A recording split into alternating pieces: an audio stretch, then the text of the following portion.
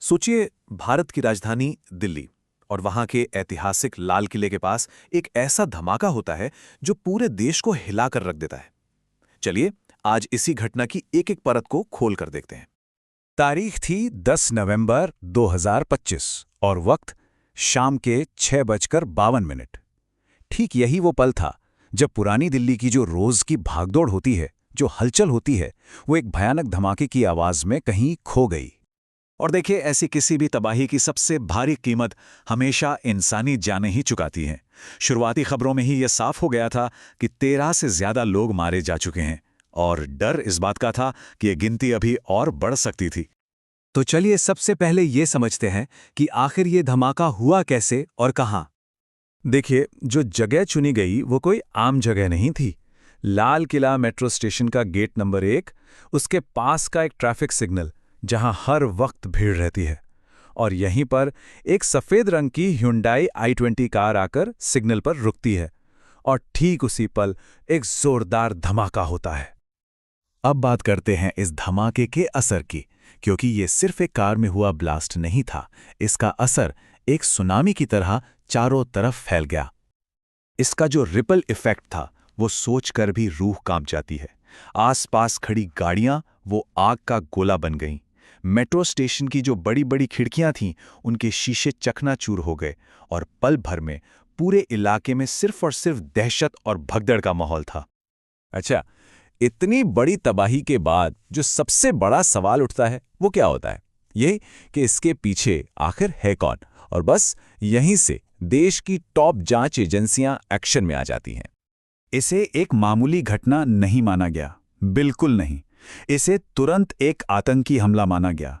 Delhi police ने फौरन जो सबसे सख्त कानून है UAPA, उसके तहत केस फाइल किया और ज्यादा देर नहीं लगी, केस को देश की टॉप एंटी टेरर एजेंसी यानी NIA को सौंप दिया गया।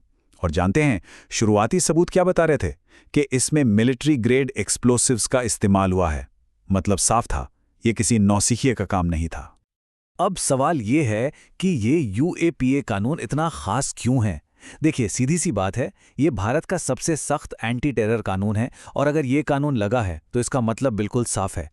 एजेंसियां इसे किसी एक आदमी का काम नहीं मान रही, बल्कि वो इसे एक बहुत बड़ी, सोची समझी और बेहद खतरनाक आतंकी साजिश मानकर चल रही थीं।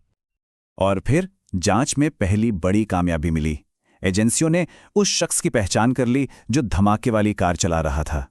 नाम था उमर मोहम्मद। उमर मोहम्मद, ये नाम सामने आते ही कहानी में एक नया मोड़ आ गया। अब सवाल ये नहीं था कि धमाका किसने किया, अब सवाल ये था कि क्या उमर मोहम्मद अकेला था या वो किसी बहुत बड़ी गेम का सिर्फ एक छोटा सा मोहरा था। मतलब, क्या दिल्ली में जो हुआ वो एक बहुत बड़ी और गहरी साजिश की सिर्फ एक झलक थी? और फिर जांच में एक ऐसा कनेक्शन सामने आया जिसने सबको चौंका दिया। पता चला कि इस धमाके से कुछ ही वक्त पहले पास के फरीदाबाद से पता कितना, पूरे 2900 किलोग्राम विस्फोटक मिला था। अब अचानक से दिल्ली का यह हमला एक अकेली घटना नहीं लग रहा था। तस्वीर बहुत बड़ी होने लगी थी।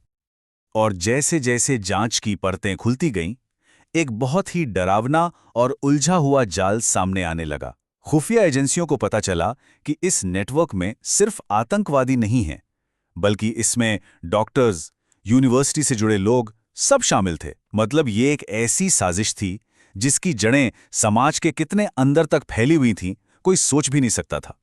तो एक तरफ ये जांच चल रही थी और दूसरी तरफ इस पूरे हमले का शहर पर क्या असर हो रहा था, क्योंकि जाहिर है दिल्ली की रोजमर्रा की जिंदगी पर इसका बहुत गहरा असर पड़ा।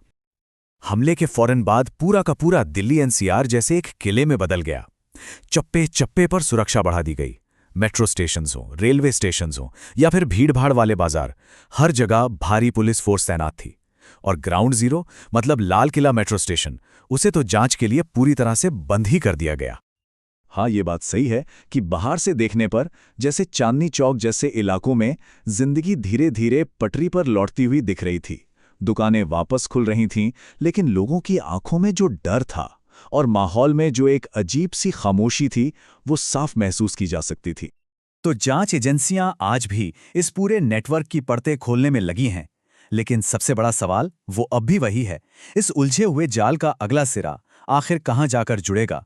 और क्या ऐसे और भी हमले खतरे की घंटी बजा रहे हैं? इन सवालों के जवाब तो खैर आने वाला वक्त ही देगा।